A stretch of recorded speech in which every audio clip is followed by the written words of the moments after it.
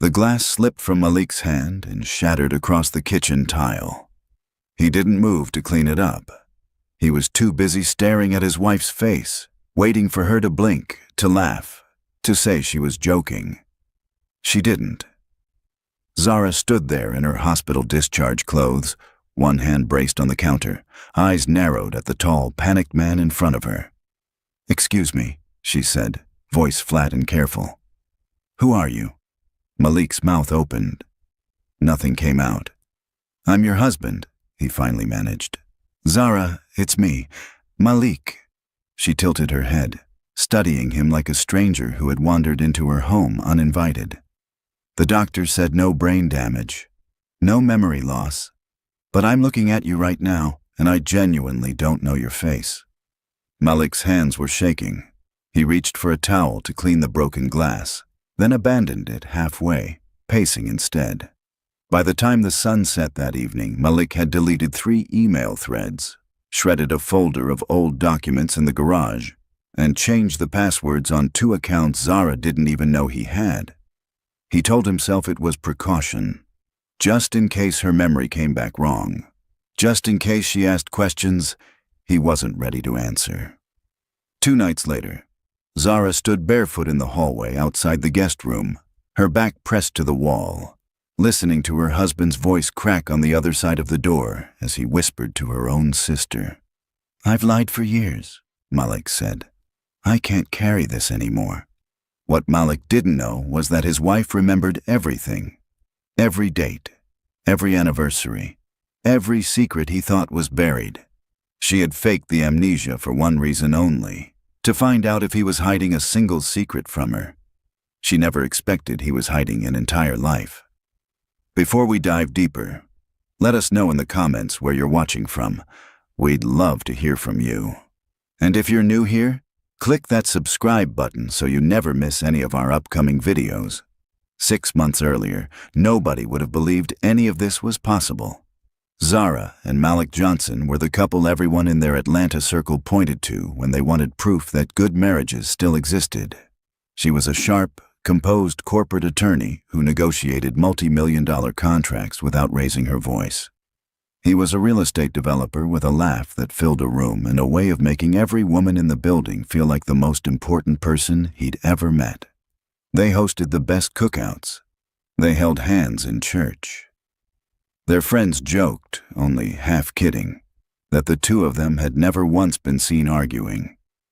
"You 2 are relationship goals," Nia used to tease, rolling her eyes affectionately at her older sister. "It's disgusting, honestly." Zara would just smile and say, "We work at it." What she didn't say was that lately the work had started to feel one-sided. It began small. Malik started locking his home office door, something he'd never done before. He began taking phone calls out on the back porch, pacing with his hand cupped around his mouth like he was hiding something from the neighbors, not his wife. Messages disappeared from his phone almost as fast as they arrived. Zara would glance over his shoulder and catch a notification, a name, a fragment of a sentence, gone before she could read the rest. And then came the gifts. Flowers for no occasion. A diamond bracelet, just because. A surprise weekend trip to Savannah that he insisted on planning down to the last detail. Zara wasn't naive. She'd spent a decade in courtrooms reading people who lied for a living. She knew what guilt looked like when it tried to dress itself up as romance. "You've been very generous lately," she said one evening, turning the bracelet over in her fingers. Malik smiled that easy, practiced smile. "Can't a man spoil his wife?" "He can," Zara said. "I'm just wondering what he's spoiling her for." Malik laughed it off, changed the subject, poured her a glass of wine. She let it go. For now. The real crack came on an ordinary Tuesday. Zara had come home early from a deposition, moving quietly through the house out of habit more than intention, when she heard Malik's voice drifting from the study. Low, urgent. "No," he was saying. "She can never find out. Not now, not ever. Do you understand me?" Silence. Then, "I don't care what it costs. Just make sure it stays buried." Zara froze in the hallway, her heels silent on the hardwood, her heart suddenly loud in her own ears. A moment later, Malik stepped out of the study, phone still in hand, and saw her standing there. His face did something complicated. Surprise, then a fast, practiced recovery. "Hey, babe, didn't hear you come in." He slipped the phone into his pocket like it was on fire. "Who was that?" "Wrong delivery address," he said smoothly. "Contractor mixed up 2 properties. Nothing important." Zara nodded slowly, smiled, said something about starting dinner. But something inside her had already shifted, quiet and permanent, like a door closing somewhere she couldn't see. She pretended to believe him. She was good at pretending. It was, after all, part of her job. But that night, lying beside him in the dark, listening to him breathe evenly in a sleep she suspected wasn't real either, Zara made a decision. She was going to find out exactly what her husband was hiding. The opportunity arrived, strange and unplanned, 2 weeks later. Zara was leaving a client meeting downtown when a delivery van ran a red light and clipped the back corner of her car. The impact spun her half a block, airbags detonating, glass spraying across the dashboard. She walked away from it. Bruised ribs, a cut above her eyebrow. Nothing broken. At the hospital, exhausted and running on adrenaline, she overheard the attending physician mention it to a resident almost in passing, that in rare cases, trauma victims experience temporary memory disturbances, usually resolved within days, sometimes longer. Zara lay very still on the exam table, staring at the ceiling, and felt an idea take root. If Malik believed she had lost her memory, if he believed the woman lying in that hospital bed no longer remembered his lies, his secrets, his carefully guarded silences, what would he do? Would he keep hiding? Or would the guilt finally crack him open? She didn't decide right away. She thought about it through the discharge paperwork, through the wheelchair ride to the parking lot, through the entire silent drive home with Malik gripping the steering wheel like he was afraid she might shatter.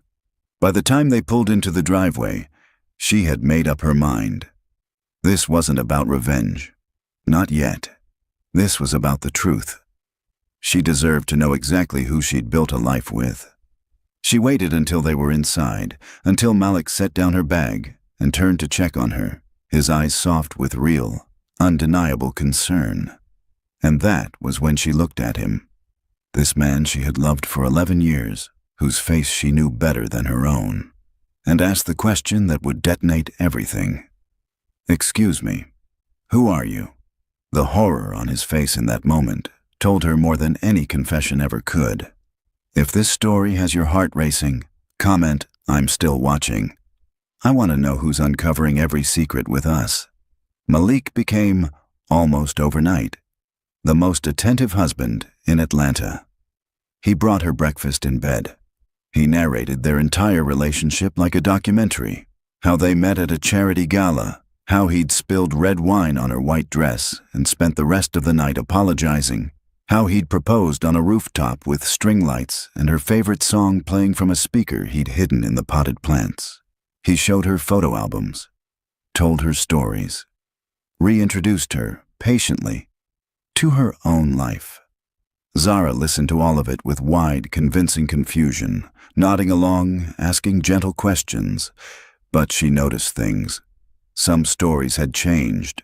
Small details shifted from how she remembered them. Certain names vanished from his retellings entirely, as if they'd been surgically removed. Especially Naya's. In Malik's version of their life together, her own sister barely existed. A mention here and there, nothing more, no warmth, no detail. That, more than anything, told Zara where to look next. She began testing him, carefully, the way a lawyer tests a witness she already suspects is lying. She'd casually mention a memory involving Nia, a childhood trip, a shared birthday, an old inside joke, and watch Malik's reaction unfold in real time. Every single time, his eyes would flicker away first, then his hands would find something to do, straightening a picture frame, refilling a glass, anything to avoid holding her gaze for more than a few seconds. "You two used to be so close," Zara said one afternoon, testing the waters. "Did something happen between you? And my sister?" Malik's jaw tightened almost imperceptibly. "We're still close. She just lives her own life. You know how it is." "Do I?" Zara asked, feigning genuine confusion. "I don't remember." "Remember?"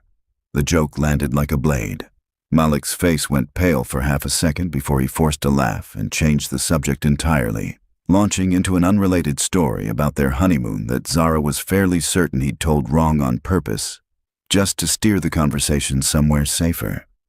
To keep the performance believable, she leaned into it, asking Malik questions so absurd he had no choice but to answer them with a straight face. "Do married people sleep in separate zip codes?" she asked one morning, deadly serious.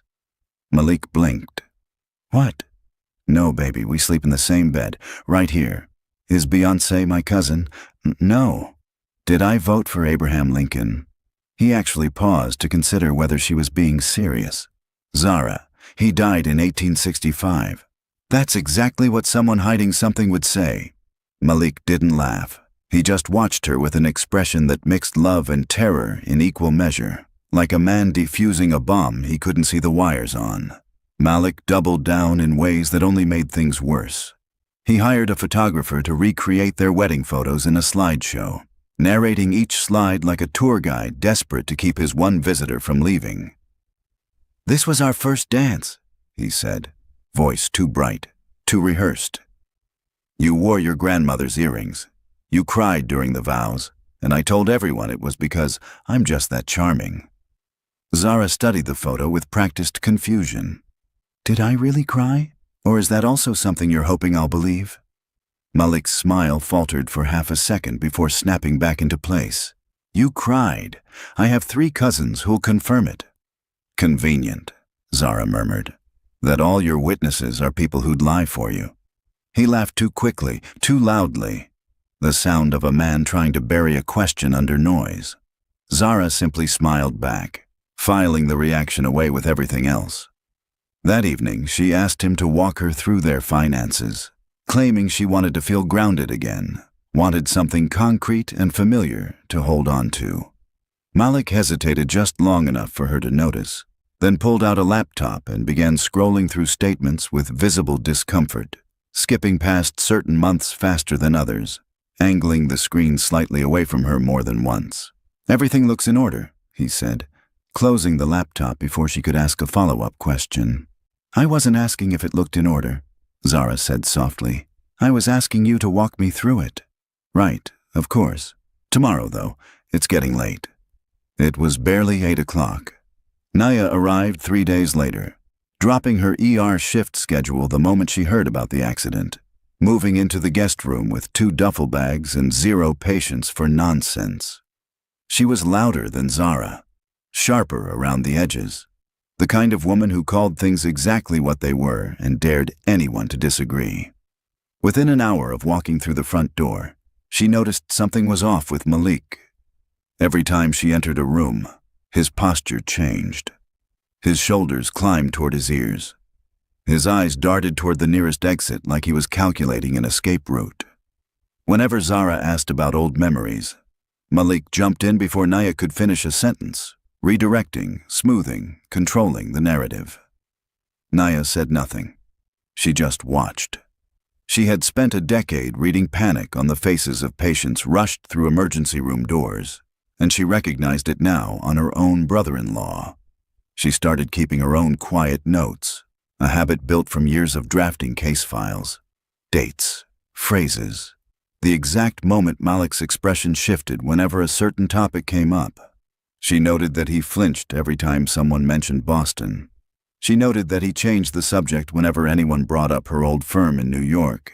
She noted that he watched Naya the way a man watches a door he's afraid might open. At dinner one night, Auntie Bisi, visiting to check on her niece, leaned across the table and asked Malik point blank, "Why do you look at Nia like she's holding a grenade?" Malik nearly choked on his food. "I don't know what you mean, Auntie. I've buried 2 husbands and outlived 3 church gossips. Auntie Bessie said, unbothered. I know fear when I see it sitting at my table. Malik excused himself before dessert. That night, unable to sleep, Naya called Malik's best friend Kelvin, hoping for context. Kelvin gave her something else entirely, a masterclass in terrible advice, though not to her. To Malik. Brother, Kelvin told him over beers on the back porch, loud enough that Nia caught most of it through the cracked window above the sink. If she forgot your mistakes, don't remind her. That's God giving you a second chance. Don't be stupid and confess to something nobody's asking about. It was, without question, the worst advice a man in Malik's position could receive. He took it anyway. But the guilt didn't listen to Kelvin. The guilt kept building, night after night, pressing against Malik's ribs until he could barely breathe through dinner conversations, until he flinched every time Zara touched his arm and asked, sweetly, innocently, if he was okay. Late one night, unable to sleep, Zara crept downstairs for water and found the attic ladder pulled down, light spilling from the opening above. She climbed halfway up, quiet as breath, and watched Malik kneeling beside an old storage box she'd never seen before. Documents, photographs, letters, yellowed at the edges. One by one, he fed them into a small fire he'd built in a metal trash can, watching them curl and blacken and disappear. Zara didn't move, didn't speak. She simply watched her husband destroy evidence of something, memorizing every detail of his face in the firelight. The fear, the grief, the guilt he thought was his alone to carry. She climbed back down before he noticed her and lay awake until morning, wondering exactly how deep this went. She had expected one secret, maybe an affair, maybe a financial mess he was too proud to admit. She had not expected what came next. Malik believed, completely and without doubt, that his wife's memories were gone forever, and that belief became a weight he could no longer carry alone. He asked Nia to meet him on the back porch one evening while Zara napped upstairs. Nia went reluctantly, arms crossed, expecting another deflection. Instead, Malik sat down across from her and started to cry, real tears. Not the performative kind he used to smooth over arguments with Zara. These came from somewhere deeper, somewhere he'd clearly been trying to keep sealed for years. I owe you the truth, he said, voice breaking. I owe both of you, but I have to start with you. Nia braced herself. She was already building a mental list of possibilities. Money, an affair, something about their parents. Nothing prepared her for what came out of his mouth next. Do you remember when you got accepted into that leadership fellowship in Boston?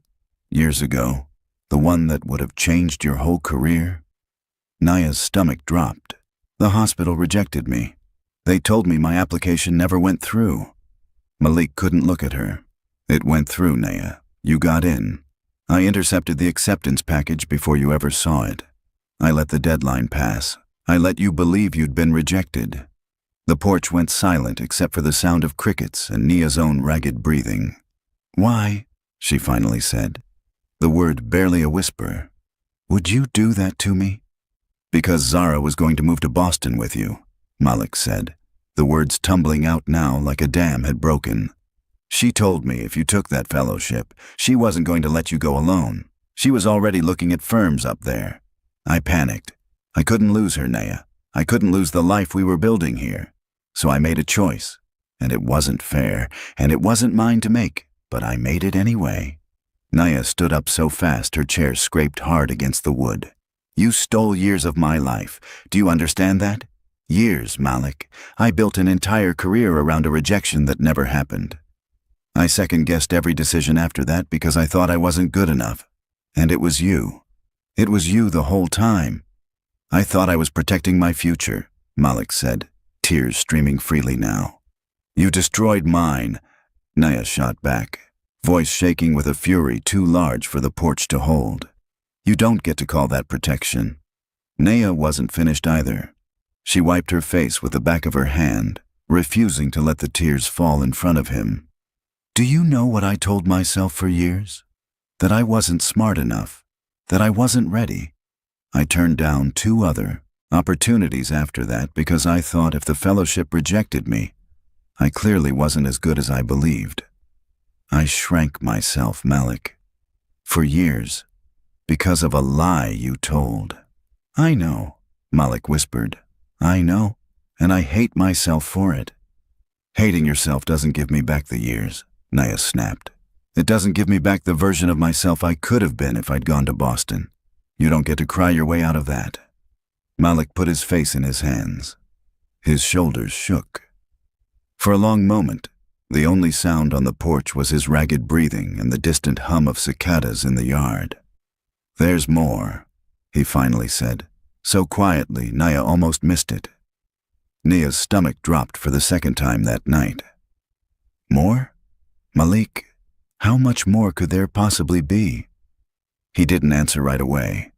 He just stared out at the dark yard, jaw tight, like a man standing at the edge of a cliff trying to decide whether jumping would hurt less than staying. Zara, standing silently just inside the screen door, heard every word. Her hands, hidden from view, began to shake.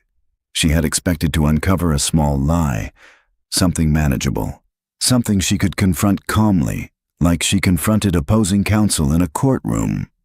Instead, her entire marriage was becoming a stranger's life, one confession at a time. And Malik wasn't finished. 2 nights later, believing the worst was behind him, believing confession had somehow lightened the weight he carried, Malik kept talking. This time it wasn't to Naya. It was to himself, muttered aloud while he thought he was alone in the kitchen, rehearsing words he apparently intended to say to Zara someday, if her memory returned. Zara, sitting motionlessly on the stairs just out of sight, listened as the second confession spilled out of him, her fingers digging into the fabric of her robe. Her breath held so tightly her chest began to ache.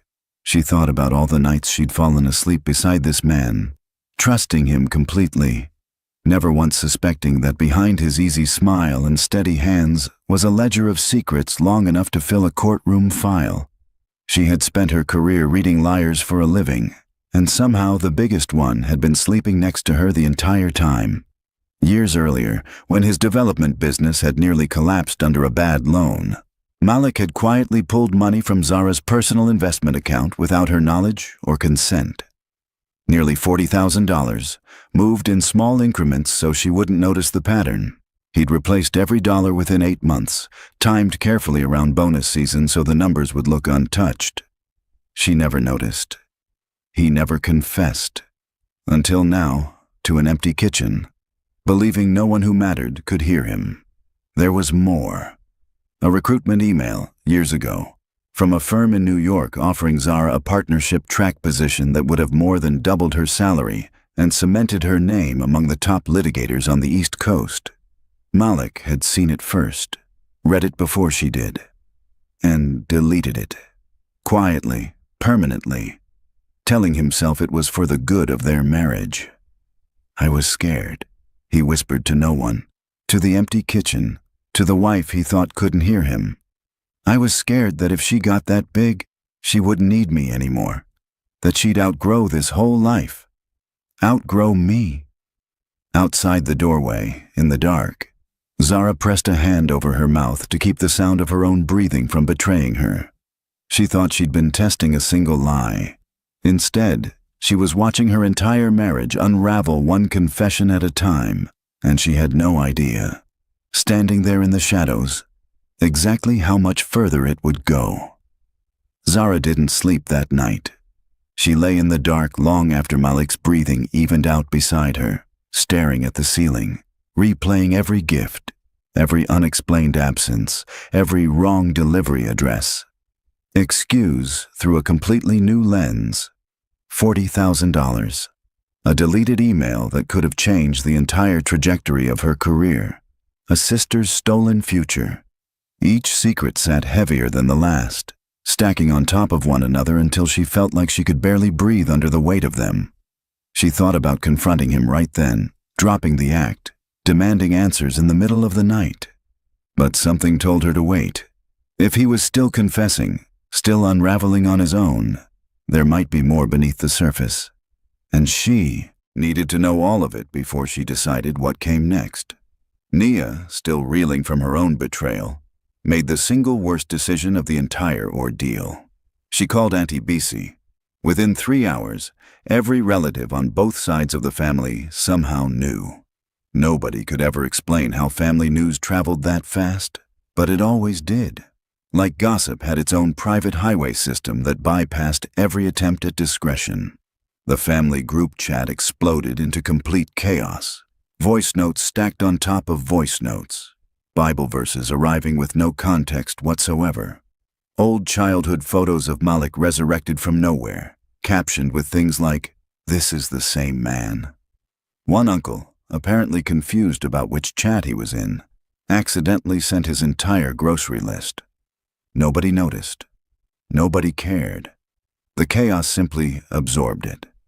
Even in the middle of heartbreak, there was laughter, sharp and disbelieving, the kind that comes when a family doesn't know whether to cry or combust. Through all of it, Zara refused to break character. It cost her more than anyone around her understood. Every night she lay beside the man who had lied to her for over a decade, and every morning she woke up and continued the performance, calm and composed, asking gentle, confused questions about a life she remembered in perfect, painful detail. She began recording him, quietly, deliberately.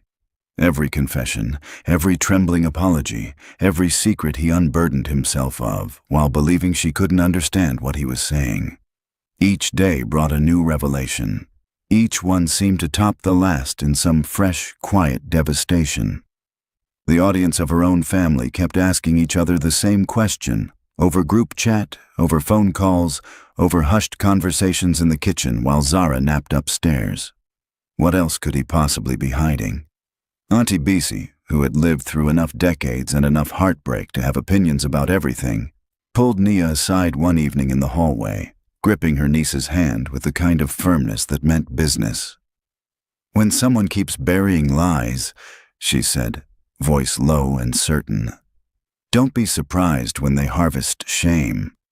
A man who plants secrets in every corner of his marriage should not be shocked when the whole house begins to smell like rot."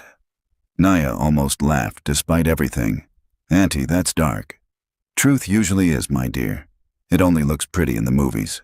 If you're still watching up to now, type 'I'm still here' in the comments section." The family gathered on a Sunday, 10 days after the accident, everyone believing they were there to check on Zara's recovery, to sit with her gently through whatever confusion remained in her mind. Nobody, aside from Zara herself, knew what was actually about to happen. Malik stood in the middle of the living room, hands trembling at his sides, his face pale in a way that made Auntie Bissie's eyebrows lift instantly. He had decided, apparently on his own, without anyone pushing him, that the truth needed to be spoken out loud, fully, in front of the people who loved Zara most. Maybe it was guilt. Maybe it was exhaustion from carrying so many lies for so long. Maybe some part of him already sensed, on some level he couldn't articulate, that the woman across the room hadn't forgotten a single thing. He began to speak. "There's something I need to tell all of you. Something I should have said a long time ago, before any of this happened. I've made mistakes, terrible ones, ones that hurt the people I claim to love most." His voice cracked. He pressed forward anyway.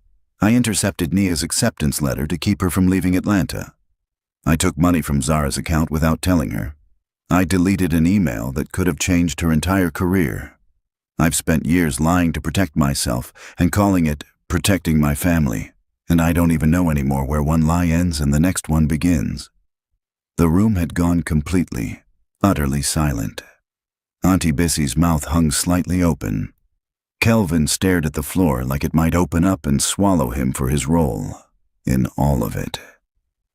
Halfway through Malik's next sentence, Zara calmly finished it for him, word for word, detail for detail, as if she'd rehearsed the confession herself.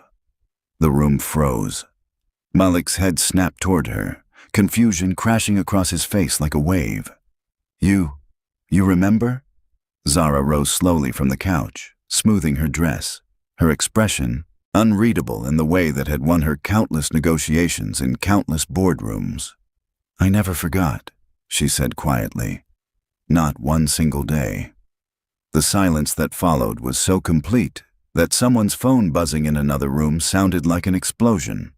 She reached into her handbag and withdrew a small recorder, setting it gently on the coffee table. Then another, then a third, pulled from her coat pocket, placed beside the others in a neat, deliberate row. "Every confession," she said, voice steady despite the storm raging behind her eyes. "Every lie, every apology you thought you were whispering into an empty room. I have it all, Malik. Every single word." Malik stared at the recorders like they were something alive, something that might rise up and finish the job of destroying him that his own mouth had already started. "You planned this," he whispered. "From the very beginning, the amnesia, all of it. You planned this." "I planned to find one secret," Zara said. "I never imagined there would be dozens." Auntie Bisi pressed a hand to her chest, whispering something in Yoruba under her breath, the kind of prayer reserved for moments too heavy for English. Kelvin sank lower into the couch cushions, wishing, clearly, that he could disappear into them entirely. Nia simply stared at her sister with a mixture of shock and something close to pride, watching the calm, composed woman she'd known her whole life reveal a strength none of them had fully understood until this exact moment. The room stayed frozen for a long, aching moment. Then, almost as if some final valve inside him had simply given out, Malik kept talking, confessing things nobody had even asked about, things far too small to matter anymore against everything else. "I replaced your good wine with the cheap stuff before your law partners came over in March," he blurted, eyes wide, seemingly unable to stop himself. "And I broke your favorite coffee mug, the one your mother gave you, and I blamed the washing machine so you wouldn't be upset with me." Even Kelvin, who had spent the entire evening staring at his shoes in mortified silence, finally looked up and sighed. "Brother," he said, "stop talking." The tension in the room cracked, just slightly, and gave way to something unexpected, laughter, wet and disbelieving, rippling through the family, even as tears streaked down more than one face. It was the kind of laughter that only comes after something has broken so completely that there's nothing left to do but laugh or fall apart entirely. And everyone in that room chose, for just a moment, to laugh. Malik didn't laugh. He stood in the middle of the room he'd once called home, surrounded by the family he'd deceived, and understood, finally, that nobody had trapped him into that confession. His own conscience had done it for them. Nobody spoke for a long moment after the laughter faded. Auntie Bisi rose slowly from her chair, walked over to Malik, and looked him directly in the eyes. "You built a beautiful house," she said, "on a foundation made of sand. Did you think it would never crack?" Malik had no answer for her. He had run out of answers for everyone. In the days that followed, Malik moved out of the home he and Zara had shared for 8 years, packing boxes with hands that hadn't stopped shaking since that Sunday afternoon. He didn't argue. He didn't beg. He simply understood, in a way he had never allowed himself to understand before, that trust wasn't something you could rebuild through grand gestures or expensive apologies. It had to be earned back in silence, in patience, in actions nobody was demanding of him. He spent the following months trying anyway. He apologized to Nia publicly, in front of the same family who had learned about his betrayal through a chaotic group chat, standing in Auntie Bisi's living room with none of the polish or charm he usually carried into every room. This time his words came out rough, unrehearsed, stripped of the smoothness that had once made him so convincing. He used his own money and every professional connection he had built over years in real estate development to help rebuild the opportunities Nia had lost. He didn't do it expecting forgiveness. He did it because, for the first time in years, he understood the difference between guilt and accountability. Nia didn't forgive him overnight. She wasn't sure, even months later, if she ever fully would. But she watched him show up, week after week, without asking for credit or applause, and something in her, slowly, began to soften around the edges.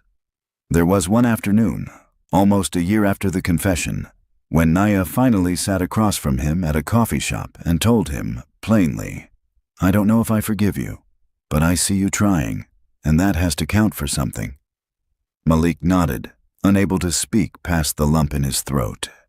It wasn't the absolution he wanted. It was more than he deserved, and he knew it. Zara did not rush back into the marriage. Everyone expected her to, given how the story had played out, given the dramatic confession and the public apology and the tearful family gathering that felt, to some, like the natural end of a story. But Zara had never been interested in easy endings. She chose healing over revenge, and she chose her own timeline over everyone else's expectations, including Malik's. They didn't speak for 2 months. Then, slowly, carefully, they began having conversations again, first about logistics, then about the past, then, eventually, about whether there was anything left worth rebuilding. Eventually, months later, they began again. Slowly, honestly. This time, without hidden passwords, without secret documents in the attic, without guilt disguised as generosity. Because trust, Zara had learned the hardest way possible, cannot survive in a house where secrets are allowed to keep paying rent. Sometimes the greatest confession isn't forced out by detectives or lawyers or mountains of evidence stacked carefully on a coffee table. Sometimes all it takes is silence, a little patience. A little space for guilt to do what guilt has always done, quietly, relentlessly, until it finds its own voice and speaks the truth nobody else could have forced out of it. Because guilt always has a voice. And eventually, no matter how deep it's buried, it speaks. If you were in Zara's position, standing in that hospital room, hearing a doctor mention memory loss almost as an afterthought, would you have done what she did? Would you have had the patience to wait, to watch, to let the truth surface on its own terms? Or would one lie, one single secret, have been enough to end things immediately, without a second thought? This story carried a lot with it. Betrayal disguised as protection, a sister's stolen years, a marriage built on quiet deceptions nobody could see from the outside. But underneath all of it was a simple, uncomfortable truth. The lies we tell to protect the people we love often end up hurting them the most. Malik convinced himself, again and again, that his silence was an act of care. It never was. It was fear wearing love's clothing, and it cost him nearly everything before he finally understood the difference. Zara's patience wasn't weakness. It was strength dressed in stillness, the kind of strength that doesn't need to shout to be heard. She didn't destroy her marriage to prove a point. She simply stopped protecting a lie that was never hers to protect in the first place, and let the truth do what it always eventually does. Thank you so much for watching this story all the way to the end. It means more than you know that you spent this time with us. Comment below and tell us what part of this story you enjoyed the most. Was it the hospital confession, the attic scene, or the moment Zara finally spoke the truth out loud? We read every single comment, and we'd love to hear your thoughts. And if you haven't already, hit that subscribe button so you never miss the next story, because there are so many more waiting to be told. Remember this, because it's true far beyond this story. The most dangerous lies aren't always the ones people tell to others. They're the ones they keep telling themselves. Until next time, take care of yourselves, protect your peace, and never be afraid to sit quietly with the truth long enough to let it find you.